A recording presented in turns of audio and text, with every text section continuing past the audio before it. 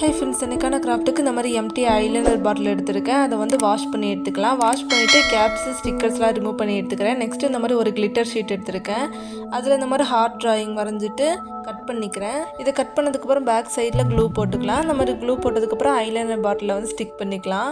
இது நல்லா ட்ரை பண்ணதுக்கப்புறம் பர்பிள் அண்ட் ஒயிட்டை மிக்ஸ் பண்ணி இந்த மாதிரி பெயிண்ட் பண்ணிக்கிறேன். இது மாதிரி ஃபுல்லுமே பெயிண்ட் பண்ணி டபுள் கோட்டிங் கொடுத்துக்கணும். இந்த அக்ரிலிக் பெயிண்ட் நல்லா ட்ரை ஆனதுக்கப்புறம் சென்டரில் ஸ்டிக் பண்ண கிளிட்டர் ஷீட்டை வந்து ரிமூவ் பண்ணிக்கலாம். கிளிட்டர் ஷீட்டை ரிமூவ் பண்ணதுக்கப்புறம் இந்த மாதிரி தான் இருக்கும். நெக்ஸ்ட் இந்த மாதிரி ஒரு கலர் பேப்பர் எடுத்துருக்கேன்.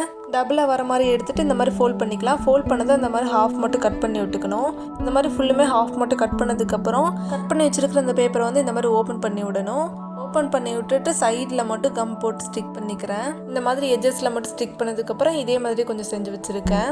நெக்ஸ்ட் இந்த மாதிரி ஒரு சின்ன கம்பி எடுத்துருக்கேன். அந்த கம்பியில் டாப்பில் மட்டும் இந்த மாதிரி கம் போட்டுக்கணும். கம் போட்டதுக்கப்புறம் செஞ்சு வச்சுருக்கிற பேப்பரை வந்து இந்த மாதிரி டாப்பில் இந்த மாதிரி ஒட்டி விட்டுக்கிறேன். ஒட்டி விட்டு நல்லா ட்ரை ஆனதுக்கப்புறம் இந்த மாதிரி கொஞ்சம் கொஞ்சமாக ரோல் பண்ணிக்கிறேன். இந்த மாதிரி இந்த கம்பியில் ஹாஃப் மட்டும் ரோல் பண்ணதுக்கப்புறம் அந்த எட்ஜில் வந்து கம் போட்டு ஸ்டிக் பண்ணிக்கிறேன். இந்த கம்பியில் பேப்பர் ஸ்டிக் பண்ணதுக்கப்புறம் இந்த மாதிரி தான் இருக்கும். நெக்ஸ்ட் இதே மாதிரி இன்னும் கொஞ்சம் செஞ்சு வச்சுருக்கேன். நெக்ஸ்ட் இந்த மாதிரி ஒரு கப் எடுத்துருக்கேன். அந்த கப்பில் வந்து வாட்டர் ஆட் பண்ணிக்கலாம். ஆட் பண்ணதுக்கப்புறம் இந்த மாதிரி ரெட் கலர் பெயிண்ட்டை வந்து கொஞ்சமாக மிக்ஸ் பண்ணி எடுத்துக்கிறேன். இந்த பெயிண்ட் மிக்ஸை வந்து ஆல்ரெடி பெயிண்ட் பண்ணி வச்சிருந்த ஐலைனர் பாட்டிலில் வந்து ஊற்றிக்கலாம். வாட்டர் ஆட் பண்ணதுக்கப்புறம் இந்த மாதிரி தான் இருக்கும். நெக்ஸ்ட் இந்த மாதிரி ஒரு மேக்னெட் எடுத்துருக்கேன். அந்த மேக்னெட்டில் வந்து பேக் சைடில் இந்த மாதிரி 2 சைட் டேப் போட்டு அந்த பாட்டிலில் ஒட்டிக்கலாம். நெக்ஸ்ட் இந்த பேப்பர் ஃப்ளவர் வந்து பாட்டிலில் எடுத்து வச்சுக்கலாம். இந்த பாட்டிலில் வந்து ஸ்டிக் பண்ணிக்கலாம் ஃப்ரிட்ஜில்.